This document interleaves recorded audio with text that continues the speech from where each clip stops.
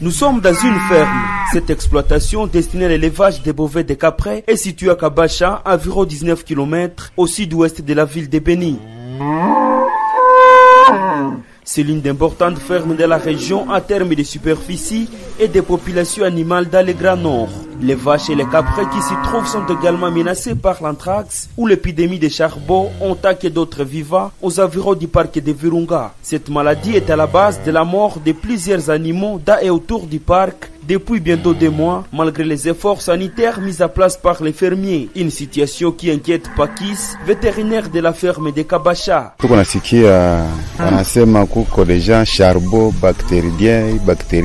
Nous sommes en train d'apprendre l'arrivée des charbons bactéridiens qui tuent les vaches et même dans les parcs, certains animaux sont morts.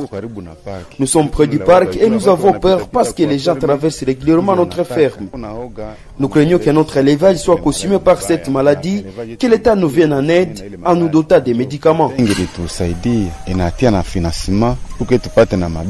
La majorité des animaux affectés par cette maladie sont des bovins, indique Dimash Chumba, l'un des responsables du service de la pêche et élevage à Béni. Il déplore qu'il n'y a pas que les animaux, les personnes sont également affectées par cette maladie, surtout ceux qui travaillent dans des abattoirs. La plupart d'animaux qui sont en train d'être atteints par cette maladie sont surtout les bovins. On voit les vaches et voire même les petits ruminants qu'on appelle des chèvres. Mais il y a plusieurs victimes qui sont en train d'être enregistrées dans la région. Et les victimes en question sont surtout les gens qui sont en train d'œuvrer surtout dans des abattoirs. Et entre autres les manipulateurs directs de la viande au sein des différents abattoirs. Il n'y a pas que Béni, d'autres cas sont notifiés dans les territoires de Lubero et de Rutshuru, aux environs du parc de Virunga, mais des zones aujourd'hui sous occupation des rebelles du M23. La présence de ces rebelles risque de compromettre les efforts sanitaires pour éradiquer cette maladie. D'après Moïse Malikidogo, acteur sociopolitique à Béni, la question sanitaire devrait être le souci primordial de tous, même les dirigeants du M23. Nous allons demander aux autorités,